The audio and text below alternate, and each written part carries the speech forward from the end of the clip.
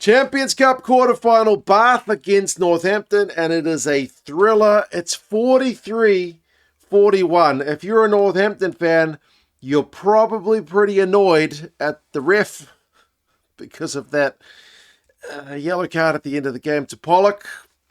If you're a Bath fan, your blood pressure medicine is probably due to be taken about now because you guys were down for how many minutes? 74 minutes. But you led at the death, which is the right time to be getting it done. And your turnovers, you actually won some turnovers this week, and I feel like that's one of your keys to success. We'll go through some of the key events and the stats. There's one stat, if you're a Northampton fan, which ain't a ref stat, which you probably need to look at as well. But yeah, we'll go through these, and you guys let us know your thoughts. The first half is nuts. The first half is just all points. Basically, every note that I've got in the first half is a try. I watched the Super Rugby game last night, which had 3 tries in it. It was 14-10. You guys have got more points up in the first, 15 minutes, and that game had an 80. It's flipping the script once again with the Champions Cup bringing up the tries. Miles Reid got himself yellow carded early for Bath with a pretty cynical breakdown, killing play coming at the side as Northampton were hot on attack, which meant Northampton had a chance to punish, and punish they did. Early tries. Pollock gets the first one, rides some Bath tacklers, powers over the line, 7 points to 0.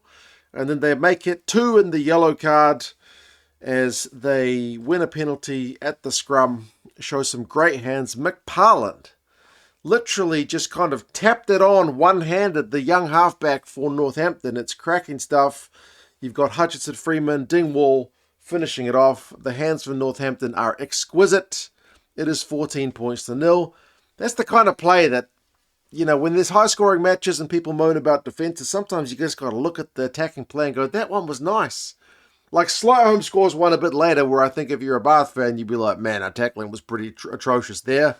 That one you can say, but then again, sometimes it is just attacking plays. You're 14 points to 0 up though, but Bath, to their credit, and we're still not even 10 minutes in, we get the third try. Done. Close range tap. Again, just straight through the Northampton defence. After there's a line-out infringement from Van der Mesh, it's kind of going early as Bath had an attacking line-out. It's 3 tries, 10 minutes, third try in the yellow card period. Bath to score one during the yellow card is impressive. And again, if you're in Northampton, you're looking at the game as the kind of in its entirety and not just the Pollock yellow card at the end. That's a try you shouldn't be conceding when you got a man advantage. Couple of penalties in a row. You can't be doing that. You should be punishing during the man advantage like you had by scoring the initial 2. So 14 points to 7. It is a very insane game. But it continues because Bath go offside.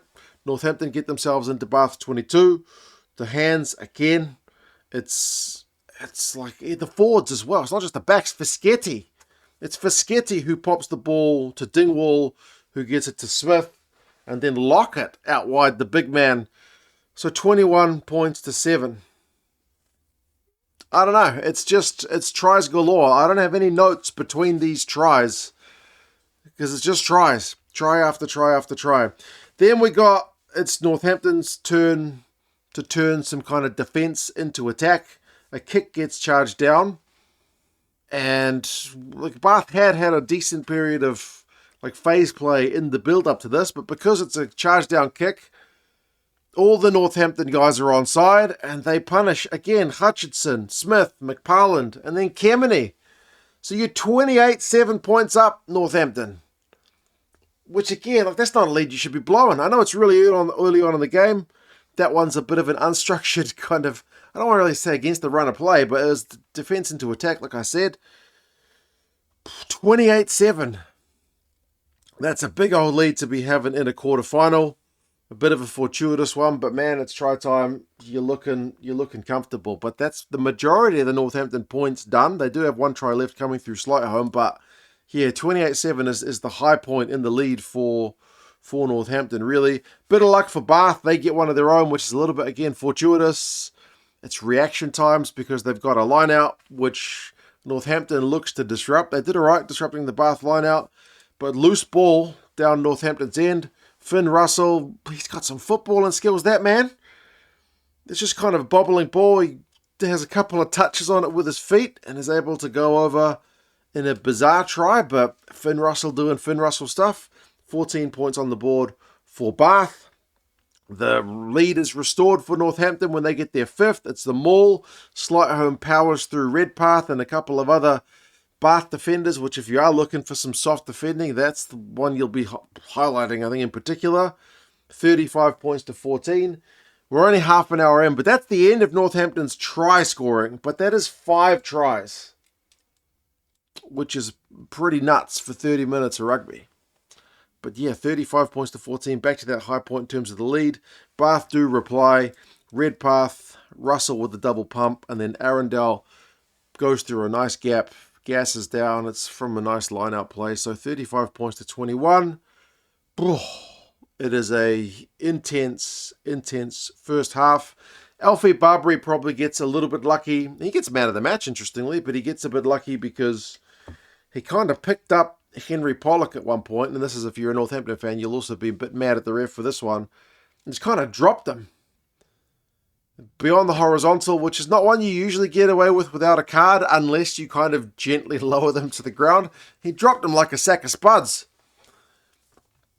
Alfie Barbary. Maybe it gets mitigated because people think Pollock's a prick. I don't know, but that's all tongue-in-cheek. Yeah, it's a penalty only, so a bit of a fortuitous one for Alfie Barbary. But on 38 minutes, we get the 9th try of the first half. Bath with a close range one. Fun Fake gets it. Misconversion, but it's 35 points to 26 at halftime.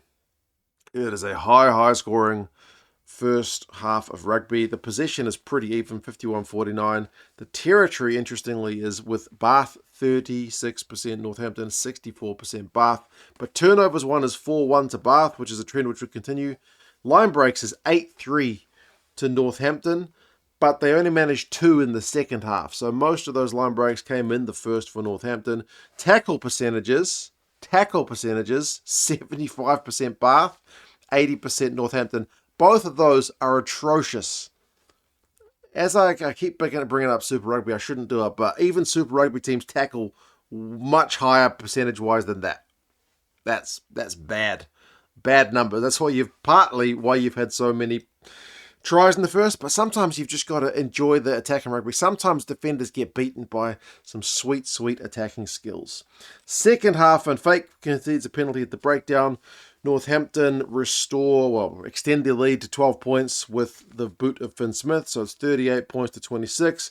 Both sides repelled each other's attacks for a while, which was pleasing to see after the madness in the first half. Furbank had a real chance to counter, but his kick went out. He would have liked that one to stay in. Spencer went bloody close after a charge down kick. He got bundled into touch when it looked like he was going to score for all money. Then Fundamesh gets himself yellow carded for repeated infringements from Northampton. And Bath punish. It's a big old maul. Tuipulotu goes over. So 33-38. It is now within touching distance for Bath, which, when it was 28-7, it's a good position to be in because it's a great comeback from them. But the rest of the yellow card feels like is largely with Northampton. Like Barbary concedes a penalty. Northampton take the full minute to take their kick. They opt for a 3. Why not? To make it 41-33.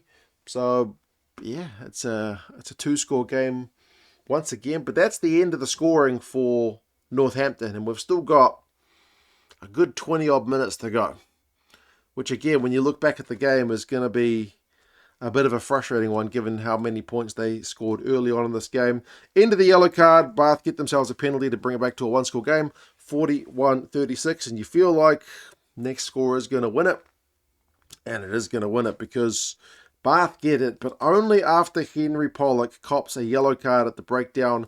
Henry Arundel gets himself isolated for Bath, and then I think it's Carreras kind of seals it off, but as Pollock's getting in over the ball, he gets pinged. So I don't really understand that one. The ref saw something different. That might have been a nice one, given the gravity of the situation, to take more time over. I'm very much all like all for not getting the TMO in for every little thing. But that one seemed like a bit of a rushed call. So 14 men Northampton have to defend. But to be fair, Tuipulotu, as he's gone for a second maul try, knocks it on. So there's still life in it for Northampton. But from the resulting scrum, they get pinged.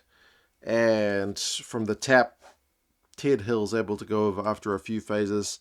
Bath take the lead, 43-41. That is a hell of a comeback. They were down 28-7, 35-14.